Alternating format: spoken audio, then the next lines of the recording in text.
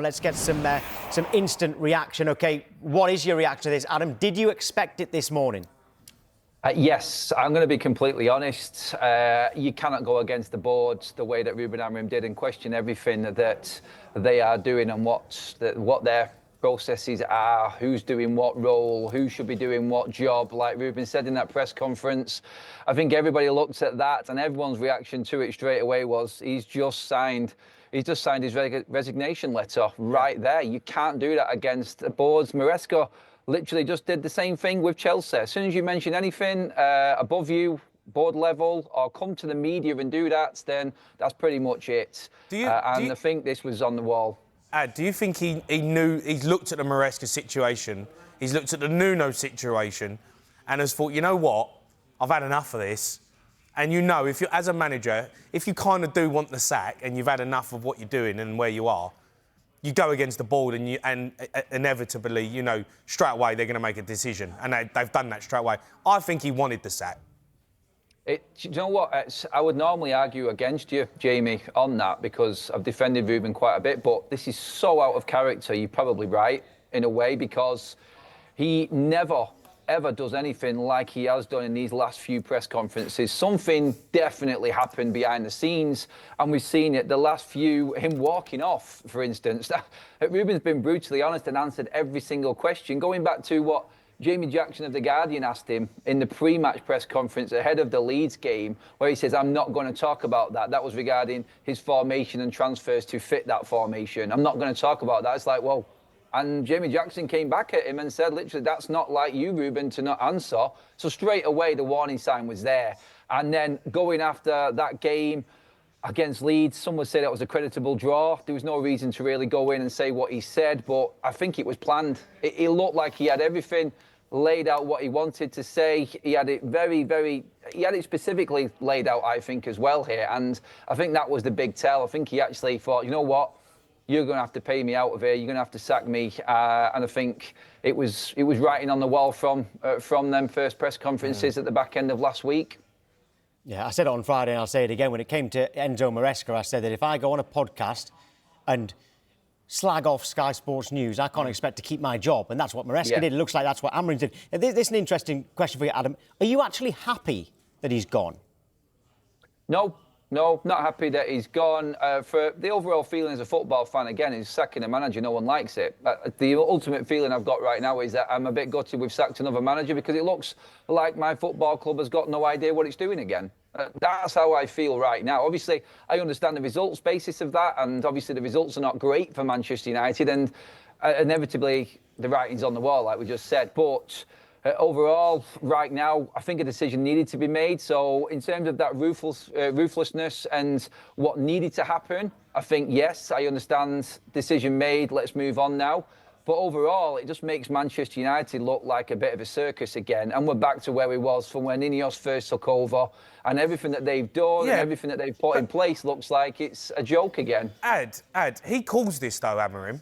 His poor performance, Jamie, one second. Tactics. Sorry, Jamie, I've got to interrupt again. And Adam, just stay where you are as well. I'm going to come back to both of you, so just hold that thought. I promise we'll get back to you. But we are going to go back to Daniel Kahn, who was in Manchester, because I believe you've now got the club statement, Daniel. Yeah, and there's some big news in it, and we'll get to that point. But let me just read it out for you, Tom. This is from Manchester United. Ruben Amorim has departed his role as head coach of Manchester United.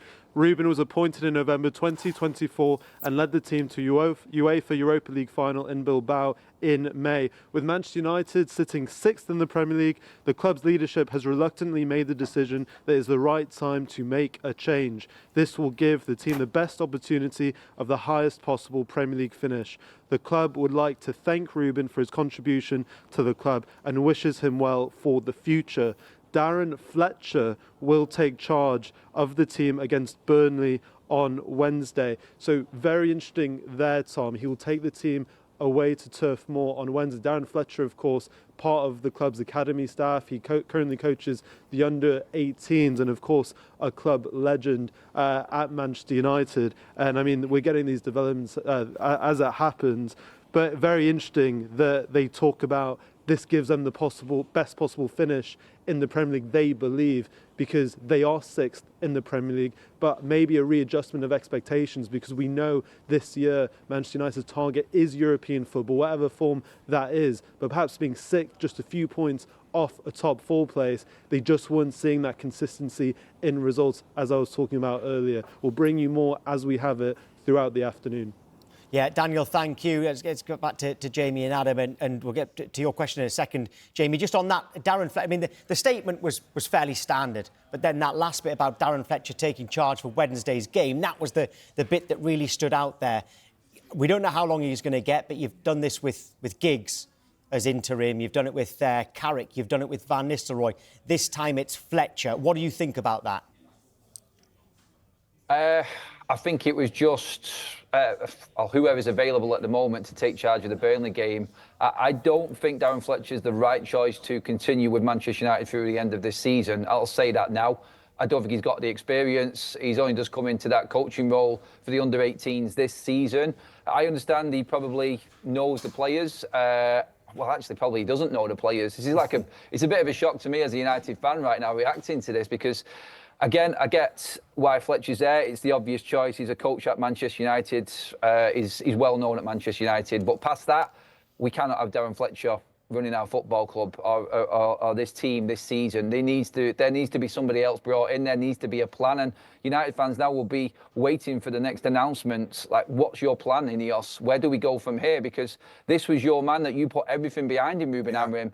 So Jim Radcliffe coming out and saying that he was going to get 3 years to prove that he's the right manager. Only, 6 weeks later, he's sacked. We need to know what's happening next. And Darren Fletcher, I love Darren Fletcher. He's not the answer. And I'm probably going to be in agreement with most Man United fans now in saying that I'd be worried if they thought that he was going to be the man till the rest of the season. Then? Go on, James. I don't think Darren Fletcher's going to be the guy in charge for long. I think they need a face that everyone knows. They need a face that people can relate to. He's Man United. He's been there. He knows the football club. This has been a whirlwind for them as well. Ruben Amorim coming out last night saying what he said, they've had to act quickly. So they need to get someone in. Who do people know? Who can we rely on? Who can we trust? Darren Fletcher.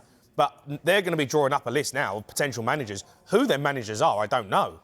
Who would you want, Adam? Who would you be happy with? Who should be on that list? Who would be your number one? Wow, when you look at it, you look at the obvious. You've got Oliver Glasner from Crystal Palace, although Ineos might want to try and bring an interim in and save money until the end of the season when he's out of contract. Glasgow, he won't cost a lot, will he?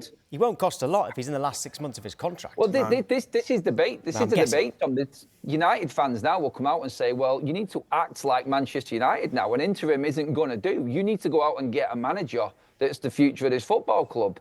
So I get what Jamie's saying there. They're obviously taken aback by this. They probably weren't expecting to have to sack Ruben today. But Darren Fletcher, for the Burnley game, fair enough. Obviously, we just need to react to the news and get someone in to take charge of the game. Past that, you've got Xavi there, you've got Maresca there right now. And them names are not names that Man United fans will be filled with confidence with. Obviously, you've got bigger names out there as well. I mean, who's available? You've got Zidane who's out there. There's Laurent Blanc out there. I'm really struggling to think who comes in right now this season and takes the reins. Obviously, interim-wise, do you go back? They say never go back. You've got Ollie, you've got Ruud, you've got Carrick. There's so many different names could be thrown into the hat right now. I mean, Southgate seemed to be kind of an Ashworth man, and Ashworth isn't there anymore because Southgate does kind of, just because he was linked in the past. I'm just looking at a list of forget Maresca, because he's had the same problem at Chelsea. So he's not going to go. He's not going to go to Manchester United because he's going to be dealing with the same problem that Amrim's just had. So if Maresca's out, Zidane, he doesn't speak English, right? I don't think he does. So I think he's always said that he's never going to want to go to a club where he can't speak the language. So I don't think Zidane's there. Michael Carrick, is he ready for the job? You got Kieran McKenna at Ipswich. You know, he's been at Man United for a long time. Kieran McKenna was there for a long time. They loved him. Proper coach. And if we're looking at Liam Rosenior and going to Chelsea, it wouldn't surprise me if Manchester United look at a situation where they'd take a Kieran McKenna, because they want someone who's going to come in, be a head coach, is going to answer to what they want to do. You know, don't question the signings. You come in, you coach the team. I think that's the model that they're looking at, don't be surprised if it is a Kieran McKenna.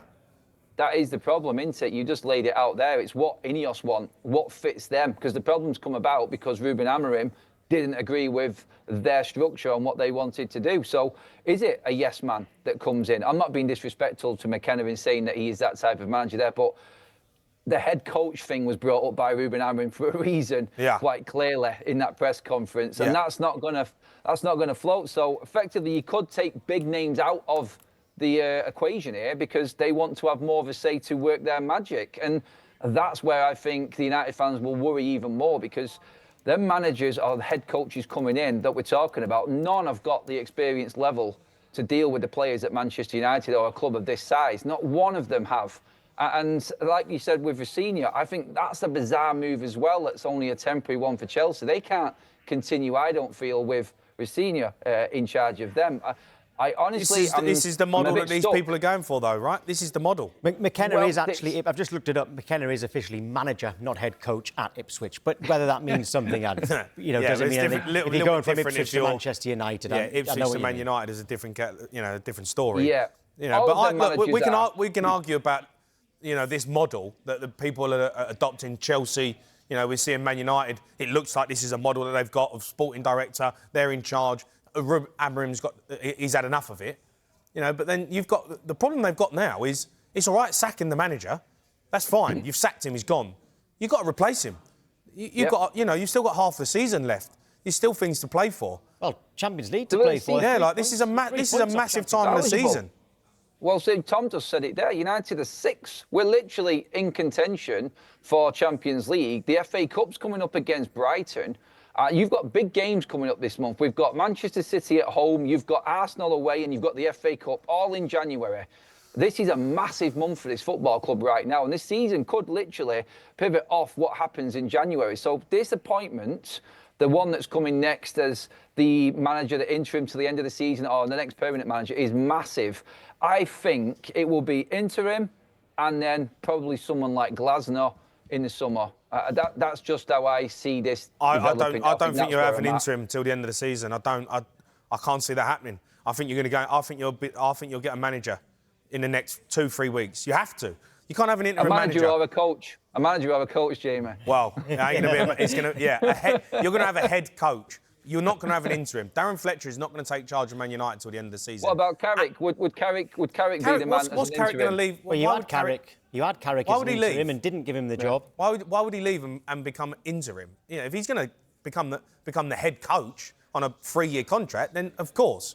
But he's not going to come in as interim. No way. Well, he could. I suppose he could. He's out of work. It would be like, I've just got something to show you here, Adam, in terms of, obviously, Amorim has now gone. And this is, when I saw this stat this morning, I was quite surprised by it. Of all the clubs who've been in the Premier League since Ruben Amorim took charge, Manchester United got the 4th fewest points. Wolves, West Ham and Tottenham are the only ones below them with just 15 wins in that time. Did it surprise you as much as it surprised me? No, because Manchester United fans have always picked up on this. The car crash of a season last season, the lack of wins last season, it's quite clear. Not surprised at all. I'm just glad that it's Jamie on today with us and he's that Spurs team ahead of us in that league table right there. To be honest, but anyone else could be really going in on Manchester United right now. But that there tells you everything. And when you look at it on a purely football basis, forget the circus, which was the recent press conferences. The writing on paper was on the wall pretty much there with Ruben's results anyway. The pressure was building without all of the outbursts about what role he's actually got at the football club. The results were not good enough at Manchester United. And you drop points against Wolves, who are pretty much relegated, and then to Leeds, who are newly promoted, back-to-back, on top of what you're saying in press conferences. With that record that you've just brought up there, Tom, Ineos are like what Jamie Carragher said last night, does he have enough credit in the bank to even come up against the board now? And the results don't give him that. They don't give him that option. He ain't good enough. It's as simple as that. He ain't good enough. I know you're upset. You have said that for a while, Jamie. Well, I know, Man United fans will be upset because, you think, it's another manager, gets the sack, it's turmoil and, turning a page and starting again. good riddance. He ain't good enough to be the Man United manager. Simple as that. You stuck at him, you stuck with him because you thought we'd give him a chance, you know, and we're going to stick by him, and we need to give managers time. He ain't good enough. You've seen it. The stats are there. They don't lie. Man United are nowhere near good enough. They've not been good enough since he's come in. He made the club worse. And he come out with all this spill about how he wanted to play and his philosophy and where we want to take the club and this and that, changing the culture, blah, blah, blah. He ain't good enough. Jamie Carragher got it bang on. There's huge pressure. When you come in, you've got to be a good enough manager. And he's proven that he isn't. Yeah, results will determine a manager's fate, no matter what happens behind the scenes. We've all banged the drum about the culture change and everything and the work that's gone on behind the scenes. That's all fine. But we know as Manchester United fans, whenever the results are down the way they are, the speculation and the news and the negativity around the club are just going to take over everything. You have to be winning games as a Man United manager, and Ruben hasn't won enough games. And that's what it's always going to come down to. The fact that he's called the ownership out has just speeded up the process of him losing his job, I feel. And they're the facts, I think, that you've got to deal with there. And I think everyone knew this was coming. It's going to be a difficult job pleasing Man United fans, whoever comes in now. This is going to be one that's going to cause numerous debates going around all of the different podcasts and whatnot now for the next few weeks. I've got no idea, honestly, which way they go or how they're looking at this. I think it might actually be the head coach sort of role. I wouldn't be surprised if someone else is lined up for the summer, though. I really wouldn't. Okay. All right, Adam, great to have you on. Thanks, good timing, thank you. Cheers, guys. See you later. It is massive breaking news and much, much, much more to come here on Sky Sports FC as Manchester United sack Ruben Amorim.